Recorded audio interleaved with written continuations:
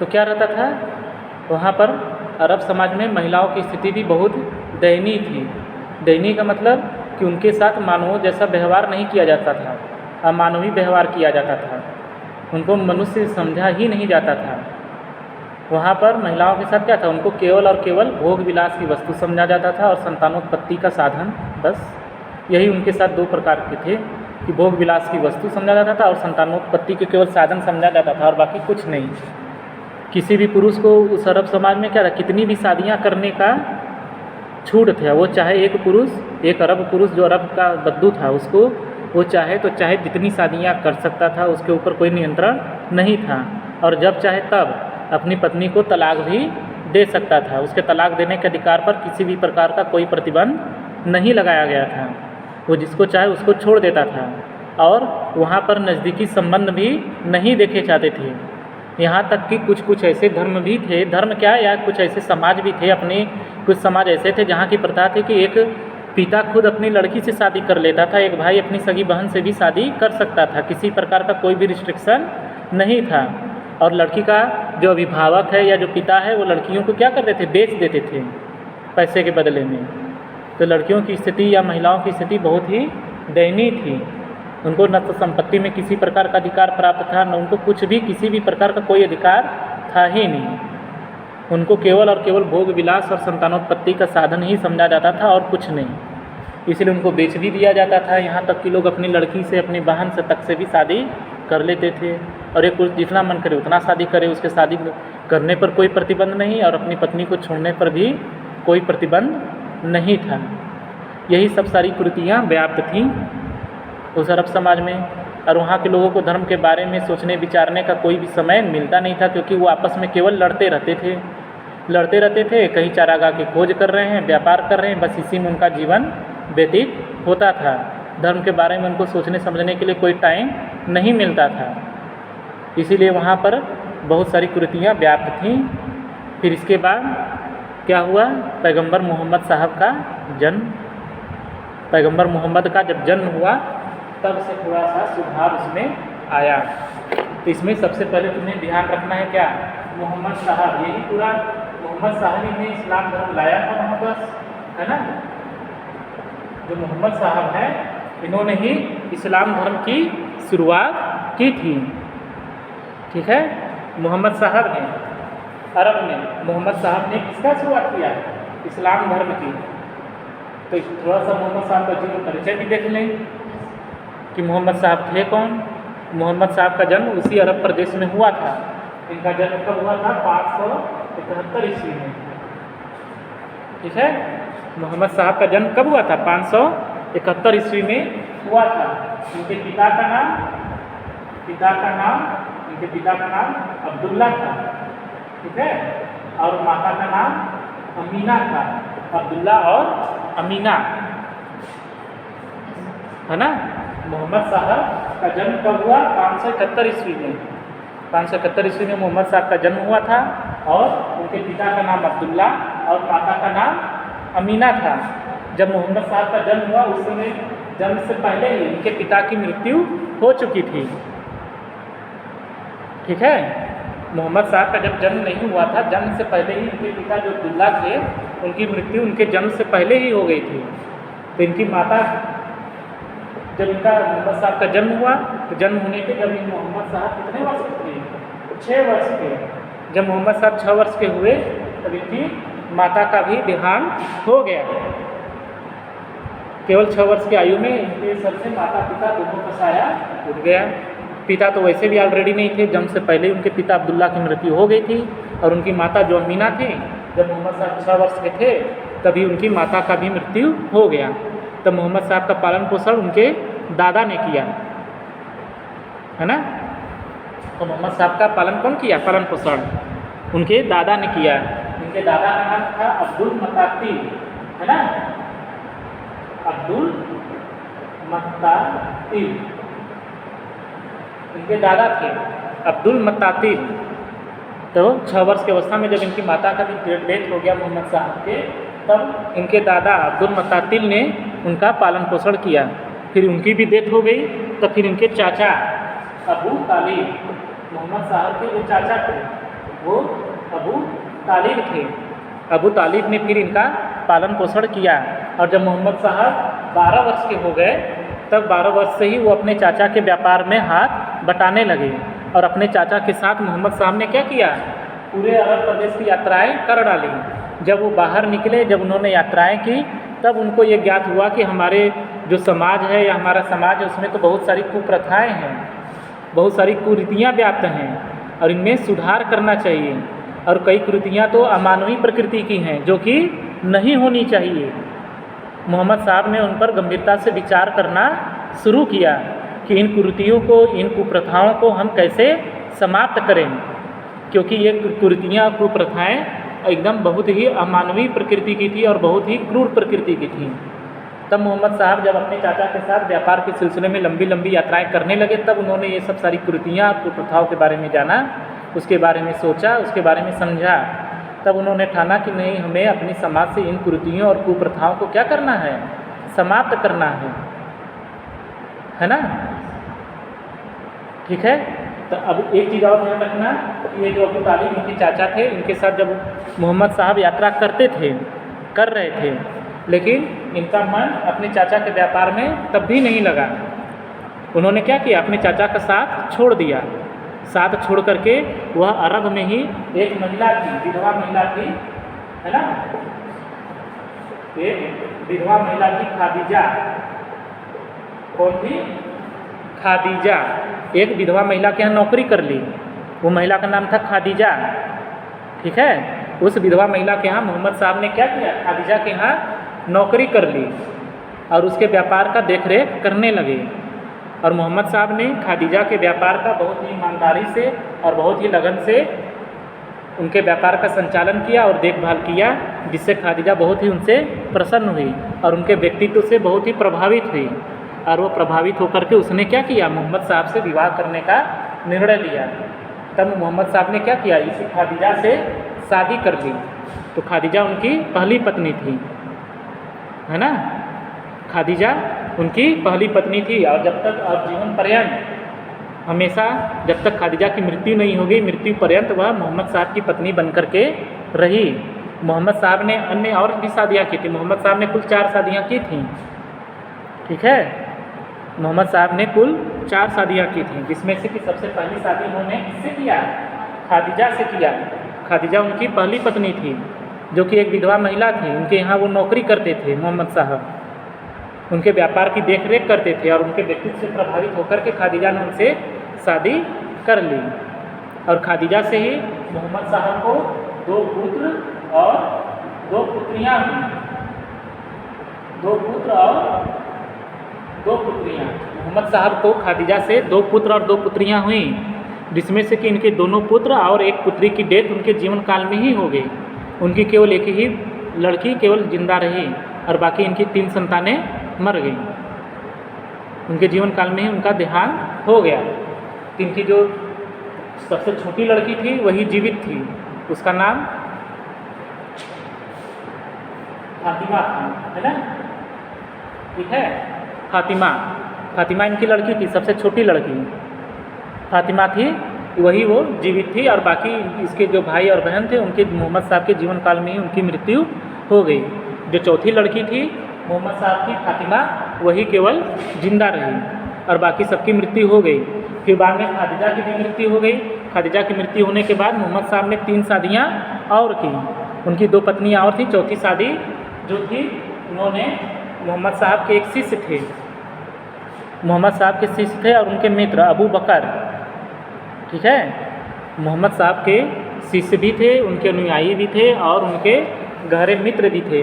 उनका नाम है अबू बकर। अबू बकर की लड़की थी आयशा बेगम। ठीक है, आयशा बेगम से मोहम्मद साहब ने चौथी शादी की थी। तो आयशा बेगम क्या थी, मोहम्मद साहब की चौथी पत्नी, सबसे छोटी पत्नी थी आयशा बेगम। चौथी पत्नी थी वो आयशा बेगम, है ना।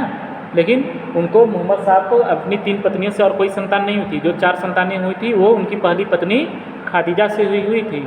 और जो ये फातिमा है वो खादीजा की ही लड़की थी आयशा बेगम से। और जो उनकी 2 पत्नियां थीं उनसे उनको और कोई संतान नहीं हुई। तो अबू जो फातिमा थी, अरे ये आयशा बेगम, वह अबू बकर की लड़की थी जो कि मोहम्मद साहब के मित्र भी थे। उनसे उन्होंने शादी की आयशा बेगम से। तो आयशा बेगम उनकी चौथी पत्नी थी और सबसे छोटी पत्नी भी थी, है ना।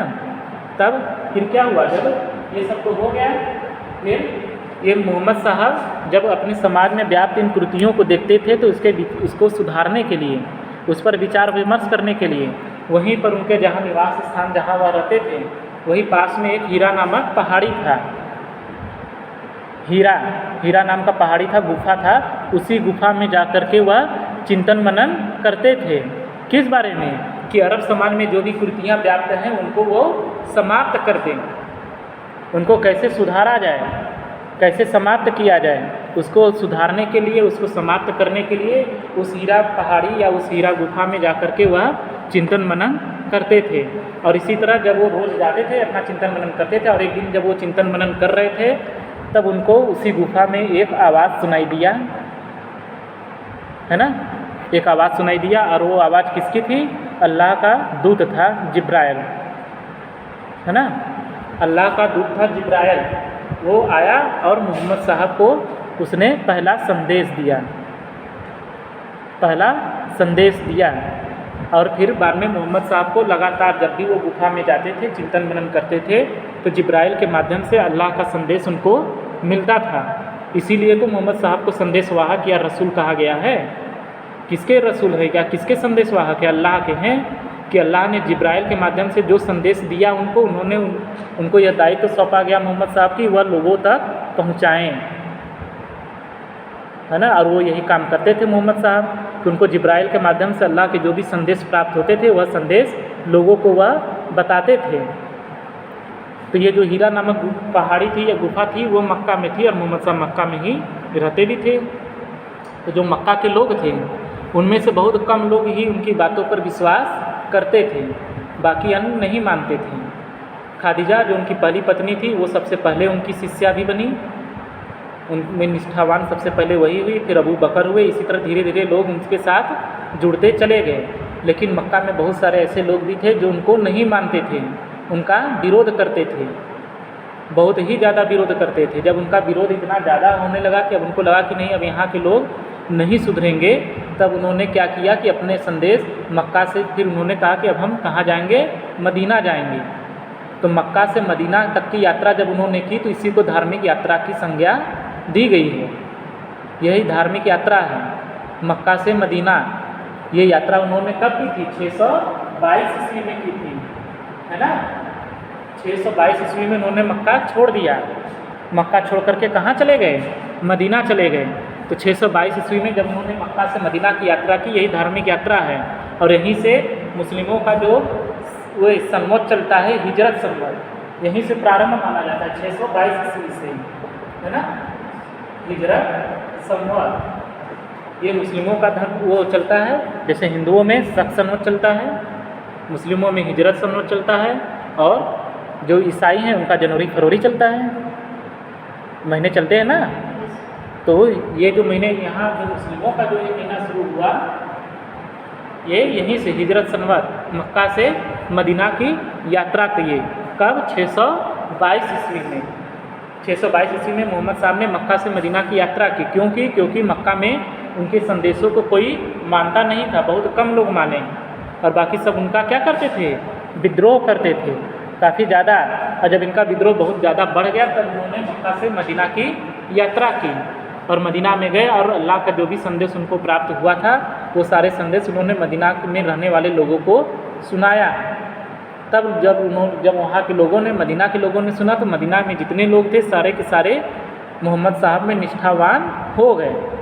वो सारे के सारे मोहम्मद साहब के शिष्य बन गए और उनकी बातों का अनुसरण करने लगे, है ना। सब जितने मुस्लिम समुदाय फिर इसी तरह करते करते 632 ईस्वी 622 से 632 ईस्वी 10 वर्ष की अवधि में ही मोहम्मद साहब ने एक इस्लामिक साम्राज्य स्थापित कर दिया। 10 वर्ष बहुत ही कम समय में उन्होंने पूरे के पूरे अरब समुदाय में एक इस्लामिक साम्राज्य स्थापित कर दिया, लोगों को संगठित किया। क्योंकि उनको युद्ध भी करना पड़ता था ना, जो मोहम्मद साहब को नहीं मानते थे, जो उनका विद्रोह करते थे, उनके साथ मोहम्मद साहब को युद्ध भी करना पड़ता था। मोहम्मद साहब के जो अनुयायी हैं वह युद्ध भी करते थे, जो अनास्थावान थे, जो मोहम्मद साहब को नहीं मानते थे, उनके साथ उनको युद्ध भी करना पड़ता था। तब मोहम्मद साहब ने यही किया, इन 10 वर्षों के दौरान इस्लाम धर्म को पूर्णतया स्थापित किया और साथ ही साथ मुस्लिम जगत के जितने भी व्यक्ति थे या वहाँ के लोगों को एक राजनीतिक रूप से और सैनिक रूप से पूरी तरह से संगठित भी किया, ताकि कि जो अनास्थावान व्यक्ति हैं या जो विद्रोही व्यक्ति हैं उनसे वह युद्ध कर सकें और इस्लाम धर्म की रक्षा कर सकें। तो 632 तक आते आते 622 से लेकर के 632 तक इन्हीं 10 वर्षों की अल्पावधि में मोहम्मद साहब ने इस्लाम धर्म को पूर्णतया स्थापित कर दिया और जो इस्लाम धर्म को मानते थे, जो मुस्लिम हैं, उनको पूरी तरह से एक संगठित बना दिया, राजनीतिक रूप से और सैनिक रूप से उनको पूरी तरह से संगठित कर दिया, ताकि वह विद्रोहियों से लड़ाई लड़ सकें। फिर उसके बाद क्या हुआ, 632 ईस्वी में मोहम्मद साहब की मृत्यु हो गई, है ना। 632 ईस्वी में क्या हो गई, मोहम्मद साहब की मृत्यु हो गई। और जब इनकी मृत्यु हुई तब तक उस समय तक उन्होंने पूरी तरह से इस्लाम धर्म स्थापित कर दिया और वही धीरे धीरे ये इस्लाम धर्म फिर बाद में पूरे विश्व में फैलता चला गया। इस समय लगभग 53 या 54 देश पूरी तरह से मुस्लिम कंट्री हैं पूरे विश्व में, है ना। तो पूरे विश्व में इस्लाम धीरे धीरे इतनी बहुत तेज़ी से फैला है और फैल भी रहा है। अब जब इनका डेथ हो गया मोहम्मद साहब का, तब फिर समस्या हुई कि अब इस साम्राज्य का मुखिया कौन बनेगा। मोहम्मद साहब ने तो ये सब कर दिया, एक साम्राज्य स्थापित कर दिया, अब इसका मुखिया बनेगा कौन। इसी में फिर लोगों में तब लड़ाई होने लगी कि मुखिया कौन बनेगा, मुखिया कौन बनेगा, है ना। और ये जो कुरान सुनती हो ना, कुरान का नाम सुनी हो ना, कुरान ये मुस्लिमों की धार्मिक पुस्तक है, पवित्र पुस्तक की संज्ञा दी गई है। तो कुरान क्या है, कुरान में क्या संकलित है। कुरान में मोहम्मद साहब को अल्लाह के द्वारा जिब्राइल के माध्यम से जो भी संदेश दिया गया है वो सारे के सारे संदेश कुरान में हूबहू संग्रहित हैं। इसीलिए कुरान क्या है, इस्लाम धर्म का या मुस्लिम धर्म, इस्लाम धर्म का सबसे सर्वप्रमुख स्रोत माना जाता है। सबसे प्रामाणिक और सबसे प्रमुख स्रोत क्या है, कुरान है। कुरान में जो भी चीज़ लिखा गया है उसका कोई भी उल्लंघन नहीं किया जा सकता और न ही कोई कर सकता है। क्यों, क्योंकि वह क्या है, स्वयं अल्लाह का शब्द है, जिसको कि अल्लाह ने क्या किया था, जिब्राइल के माध्यम से मोहम्मद साहब को भेजा था और वही मोहम्मद साहब को जो मिला था वही का पूरा हूबहू वैसे ही कुरान में लिख दिया गया है। इसीलिए कुरान को पवित्र पुस्तक की संज्ञा भी दी गई है। और कुरान क्या है, मुस्लिम विधि का प्राथमिक स्रोत भी माना जाता है और सबसे प्रामाणिक स्रोत भी माना जाता है ना। तो ये था इस्लाम धर्म की स्थापना कि मोहम्मद साहब ने कैसे की। फिर इसके बाद जब मोहम्मद साहब का डेथ हो गया, फिर क्या हुआ, फिर बाद में उत्तराधिकारी की लड़ाई होने लगी। कभी जब ये रहे नहीं, मोहम्मद साहब तो रहे नहीं, अब मुखिया कौन बनेगा, तो मुखिया बनने के लिए लड़ाई होने लगी। तब उसमें 2 गुट बट गए, 2 गुट बने। एक गुट बना इनकी मोहम्मद साहब की पत्नी का, पत्नी कौन, आयशा बेगम, जो उनकी सबसे छोटी पत्नी थी, आयशा बेगम का, और उनकी लड़की जो फातिमा थी, है ना, फातिमा और आयशा बेगम, इन दोनों की अलग अलग गुट बन गया। एक गुट जो उनकी पत्नी थी आयशा बेगम, उसका कहना था कि अब इस मुस्लिम साम्राज्य का या इस्लाम धर्म का जो भी मुखिया बनेगा उसका चुनाव होगा, लोग जिसको चुनेंगे वही बनेगा। और फातिमा का जो कहना था कि नहीं, चुनाव के माध्यम से सही व्यक्ति चुना नहीं जा सकता, क्योंकि जो भी व्यक्ति चुना जाए उसके अंदर मोहम्मद साहब में जो गुण थे वैसे गुण होने चाहिए, और ये गुण ऐसे व्यक्ति में ही हो सकता है जो कि मोहम्मद साहब के परिवार का सदस्य होगा। तो मोहम्मद साहब के परिवार का ही कोई सदस्य मुस्लिम समाज का या मुस्लिम साम्राज्य का मुखिया बनेगा। इन्हीं दोनों में विवाद हो गया। तो विवाद होने पर क्या हुआ, आयशा बेगम ने, जो उनकी चौथी पत्नी थी, उसने चुनाव कराया। चुनाव के माध्यम से उसने व्यक्ति को चुना, तो जिस व्यक्ति को चुना वह खलीफा कहलाया। खलीफा मोहम्मद साहब के बाद, मरने के बाद फिर खलीफा क्या है, खलीफा का पद मुस्लिमों का या इस्लाम धर्म का सर्वोच्च धार्मिक पद है ना, सर्वोच्च धार्मिक पद था। तो आयशा बेगम ने चुनाव कराया और एक व्यक्ति को चुना, और वो चुने कौन गए? अबू बकर, जो कि आयशा बेगम के पिता थे और मोहम्मद साहब के मित्र भी थे। तो अबू बकर क्या कहलाए? प्रथम खलीफा बने मुस्लिम साम्राज्य के। मोहम्मद साहब के मरने के बाद प्रथम खलीफा कौन बना? अबू बकर बने, है ना। और उधर जो फातिमा थी उसने अपने को अलग कर लिया, कहा कि नहीं हम इसको नहीं मानेंगे, और उसके साथ और कुछ अनुयायी भी उसके साथ थे। तो उन्होंने क्या किया, उन लोगों ने, जो ये फातिमा थी उनके हस्बैंड, उसका पति, जो फातिमा के पति थे वो कौन थे? अली थे। अली को अपना प्रमुख बनाया, क्योंकि अली भी मोहम्मद साहब के परिवार के सदस्य हो गए ना, मोहम्मद साहब के दामाद थे तो उनके परिवार के सदस्य थे। तो उन लोगों ने क्या किया कि अली को अपना प्रमुख बना लिया और उनको इमाम बोला। तो ये दो व्यक्ति चुने गए, एक तो खलीफा और एक इमाम। तो प्रथम खलीफा अबू बकर हुए और प्रथम इमाम अली बने, ठीक है। तो मोहम्मद साहब की मृत्यु होने के पश्चात इस्लाम धर्म फिर भी विकसित हुई और उसमें 4 खलीफाओं का युग बना। 4 खलीफा हुए, जो सर्वप्रथम 4 खलीफा हुए उन्हीं की ही सबसे ज़्यादा मान्यता भी होती है। इस्लाम धर्म में जो प्रथम 4 खलीफा हुए मोहम्मद साहब के बाद सबसे ज़्यादा मान्यता उन्हीं की है। जो शुरू के जो 4 खलीफा हुए उनमें सबसे पहले अबू बकर, है ना, कौन हुए? अबू बकर, ठीक है, अबू बकर। फिर उसके बाद द्वितीय खलीफा उमर बने, तृतीय खलीफा फिर अली बने और चौथे खलीफा उस्मान बने, है ना। प्रथम 4 खलीफाओं का युग कब हुआ? जब मोहम्मद साहब की 632 ईस्वी में मृत्यु हो गई। तो मृत्यु होने के बाद इस्लाम धर्म का या मुस्लिम विधि का विकास भी रुक गया। फिर हुआ कि क्योंकि विकसित करने के लिए किसी न किसी प्रमुख का होना आवश्यक था। तो जो प्रमुख बना, इस्लाम धर्म का जो प्रमुख बना वही खलीफा कहलाया।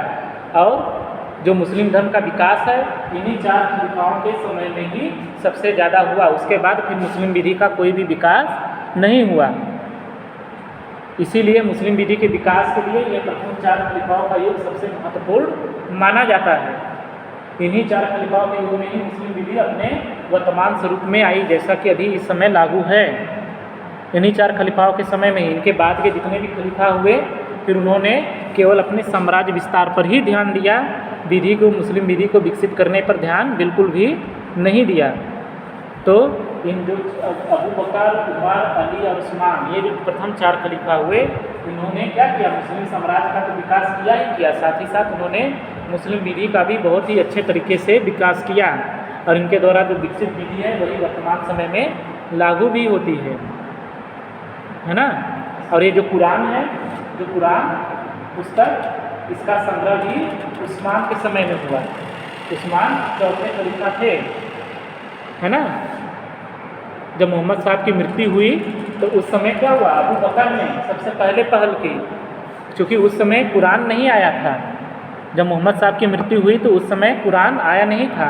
तो अबू बकर ने जैदी से कहा कि आप लोगों से पूछिए कि मोहम्मद साहब ने क्या क्या उनको संदेश दिया है, और आपकी स्मृति में, हमारी स्मृति में मोहम्मद साहब के जितने भी संदेश हैं उनको एक जगह इकट्ठा किया जाए और उसको एक पुस्तक का रूप दिया जाए। तब जैदी ने यह कार्य प्रारंभ किया और लोगों से सबसे कहा कि जिसको जिसको मोहम्मद साहब के जितने जितने संदेश याद हैं वो सब एक जगह इकट्ठा लिख करके हमें दें। तो सभी लोगों ने लिख कर दिया और वह संकलित भी हुआ और उसको एक पुस्तक बनाई गई और उसका नाम कुरान रखा गया।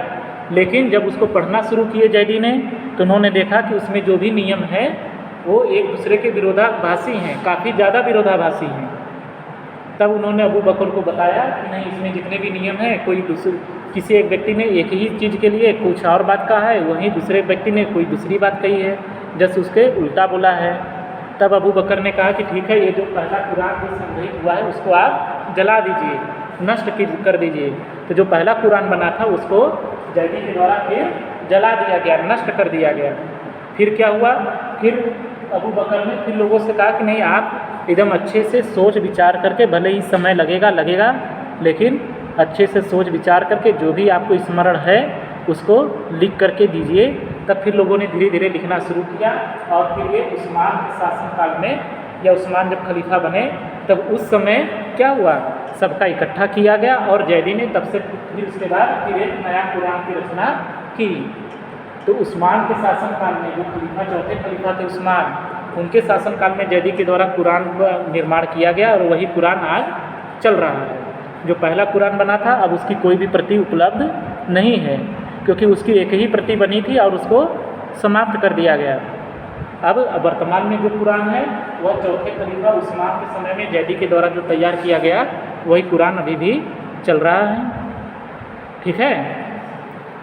अब ये जो सब खलीफा थे, ये सब मर गए। फिर इसके बाद अन्य भी खलीफाएँ हुए, लेकिन वो केवल और केवल साम्राज्य विस्तार पर ही ध्यान देते थे। मुस्लिम विधि के विकास पर उनका कोई ध्यान नहीं था। यही जो अली हैं, अली हैं, अली का भी हत्या ही कर दिया गया था। अली की भी हत्या हुई थी। अली के दो लड़के थे। ये जो ताजिया उठता है ना, मुस्लिमों में ताजिया उठता है तो या अली या हुसैन करते हैं ना, लोग करते हुए जाते हैं ना, या हुसैन या हुसैन। तो अली जो तीसरे खलीफा थे और साथ ही साथ अली के दो लड़के थे, एक का नाम था हसन, है ना, और एक का नाम था हुसैन। हसन और हुसैन नाम सुनिए ना। ये जब ताजिया वजिया सब उठता है ना, उठता है नहीं, तो उसमें लोग जाते हैं, जो भी मुस्लिम बंधु हैं वो लोग जाते हैं ताजिया में, फिर अपने आप को चोटिल भी करते हैं और फिर या हुसैन करते हैं। तो उसके पीछे का कारण क्या है? कारण यही है कि जब अली की मृत्यु हो गई और उस्मान की मृत्यु हो गई, इसके बाद हुआ कि ये हसन और हुसैन क्या बने, इमाम बने, है ना। हसन सबसे पहले, हसन जो है कि बहुत ही सीधे थे। जो हसन थे बहुत ही साधु प्रवृत्ति के थे, उनको इस राजनीति से कुछ भी लेना देना नहीं था। उन्होंने कहा कि नहीं, हम मुस्लिम समाज के प्रमुख नहीं बनेंगे। उनको बनाया गया तो उन्होंने अपना पद त्याग दिया, अपना पद छोड़ दिया, कहा कि नहीं, हम नहीं बनेंगे, हमारा इस राजनीति में कोई किसी भी प्रकार की कोई दिलचस्पी नहीं है। तब उन्होंने क्या किया कि हुसैन ने क्या किया, उमैयद परिवार, उस समय अरब में उमैयद शासनकाल था, है ना। उमैयद यह एक राज परिवार था। उमैयद क्या था, राज परिवार था। तो हसन ने उमैयद का एक राजा था मुआविया, है ना। ये उमैयद राजवंश है, यह राजवंश था। उस राजवंश का राजा था मुआविया। उसके पक्ष में हसन ने अपना पद छोड़ दिया, कहा कि नहीं, आप ही देखिए, हम नहीं देखेंगे, है ना। तो मुआविया के पक्ष में हसन ने क्या किया, अपना पद छोड़ दिया, त्याग दिया और उमैयद राजवंश के राजाओं को अपना पद दे दिया। तो मुआविया सबसे पहले फिर उसने उस पर कब्जा किया और वह मुखिया बना मुस्लिम साम्राज्य का। फिर इसके बाद क्या हुआ कि इसी का लड़का था याजीद। मुआविया का ही लड़का कौन था, याजीद था। याजीद ने क्या किया, याजीद ने हसन की पत्नी को अपनी तरफ मिला लिया।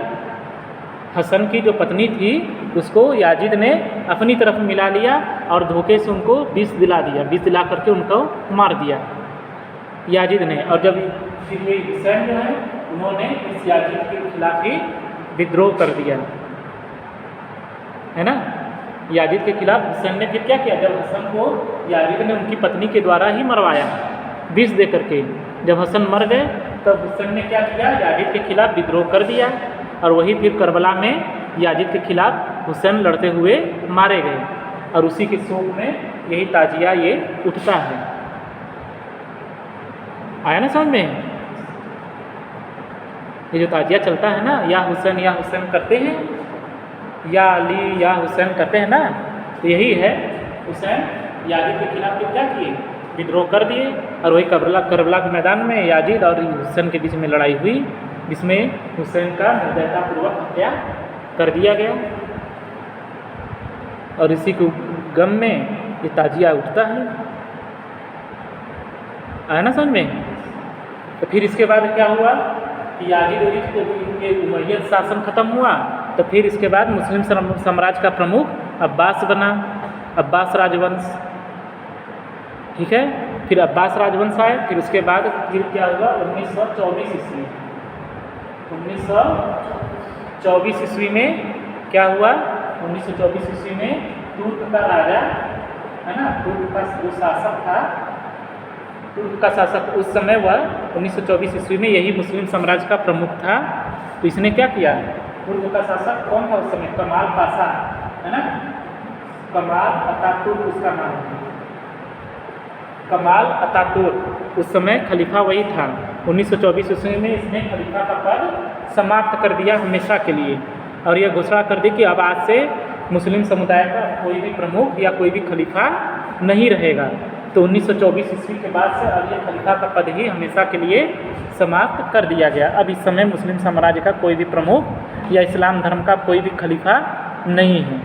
1924 ईस्वी में ये समाप्त कर दिया गया, किसके द्वारा, कमाल अतातुर्क के द्वारा, है ना। तो बस यही है मुस्लिम विधि इस्लाम धर्म का डेवलपमेंट। और ये जो थोड़ा बहुत है ये ना सुनती रही होगी, अली हो गया, हसन हो गया, हुसैन हो गया, है ना, आयशा बेगम है, फातिमा है। आयशा बेगम उनकी चौथी पत्नी थी मोहम्मद साहब की, फातिमा जो है खाजिदा जो मोहम्मद साहब की पहली पत्नी थी उसकी लड़की थी। फातिमा की पति अली थे, अली कौन हुए, मोहम्मद साहब के दामाद हो गए। और हसन और हुसैन मोहम्मद साहब के नाती हो गए ना। इसी तरह से है, तो ताजिया वगैरह समझ में आ गया। तो यही बस थोड़ा सा परिचय था हम सब की, थोड़ा सा उनका मोहम्मद साहब का जीवन परिचय बता दें कि इस्लाम धर्म का प्रादुर्भाव या उत्पत्ति हुई कैसे और कहाँ पर हुई, है ना, ठीक है। तो अब इतना हो गया, इतना हम बता दिए कि मुस्लिम कौन है, ये बता दिए। इस्लाम धर्म की उत्पत्ति कैसे हुई, कहाँ पर हुई, ये भी हो गया ना। ये 2 टॉपिक हो गया। अब हम कल बता देंगे इस मुस्लिमों का स्कूल, जैसे शिया मुस्लिम होते हैं, सुन्नी मुस्लिम होते हैं, है ना। तो मुस्लिम धर्म के या इस्लाम के कितने स्कूल हैं, शिया, सुन्नी, मुताजिला, ये सब के बारे में कल हम बता देंगे, ठीक है। स्कूल के बारे में भी कभी कभी पूछ लेता है कि इस्लाम धर्म के या मुस्लिम विधि में कितने स्कूल हैं, ठीक है। तो मुख्य रूप से तो 2 ही हैं, एक शिया और एक सुन्नी और एक मुताजिला है। तो उसके भी कई प्रकार हैं, वो भी हम बता देंगे कल, ठीक।